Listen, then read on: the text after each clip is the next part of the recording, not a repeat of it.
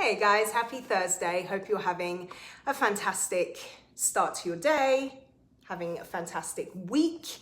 I hope your heart is staying as uplifted and as positive as possible. Hope you're staying safe and joyful.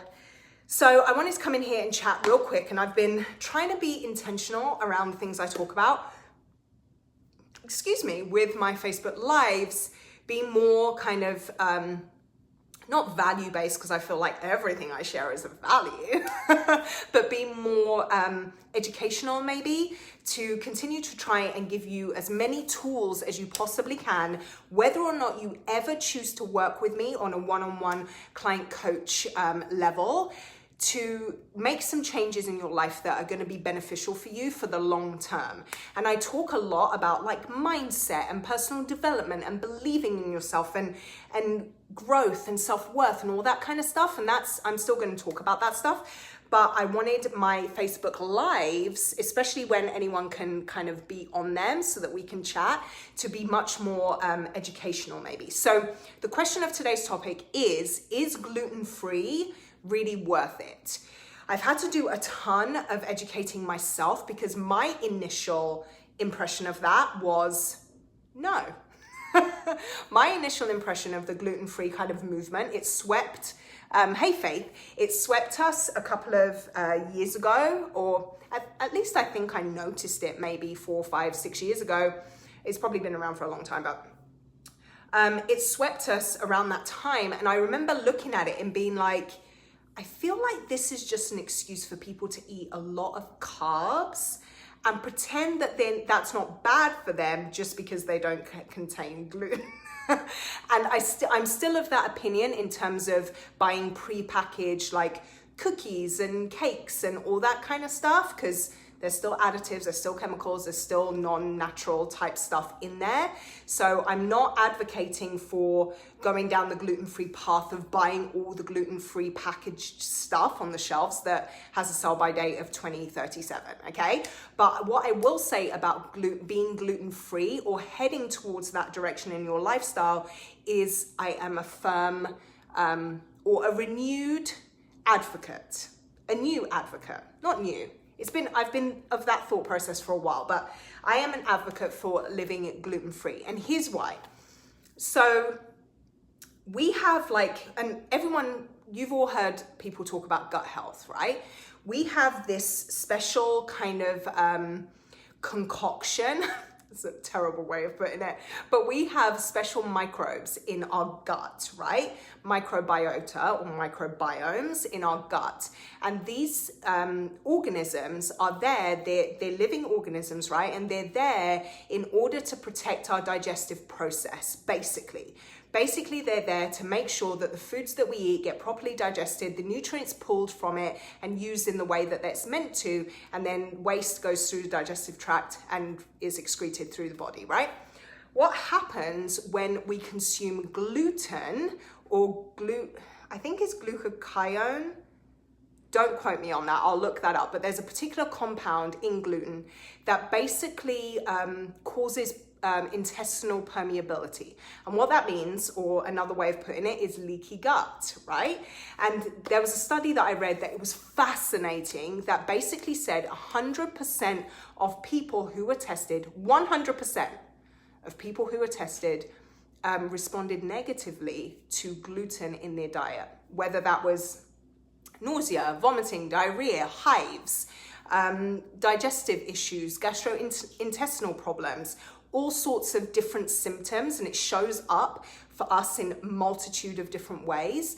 But 100% of people, guys, we don't see studies like that, right? If it's a high, it's usually like 70 to 90 something percent.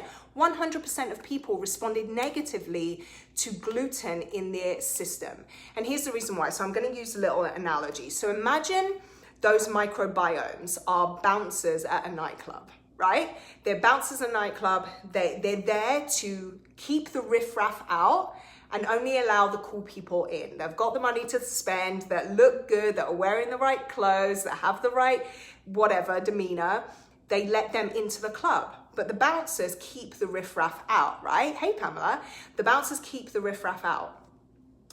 what happens when we consume gluten is that there's basically the gluten comes along and like punches the bouncer in the face. So the bouncer is like lying on the floor in front of the club, no longer policing who gets in and out. So the riffraff get in, they cause trouble, they don't pay their bill, they start fights. It's just not a good look for the club, right?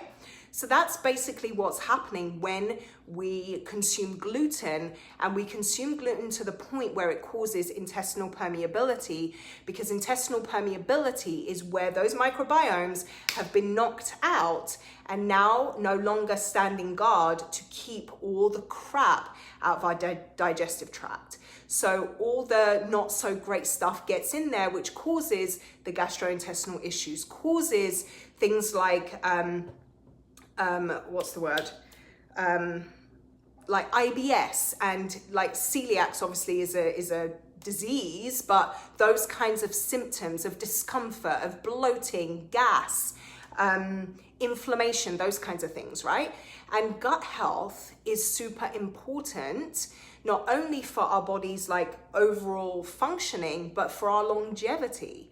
If you can really think about the importance of microorganisms in your body that are living things that are there for a specific reason, if we don't take care of them, then our body's going to suffer, right? It's just like people say that the gallbladder is a non-entity of an organ.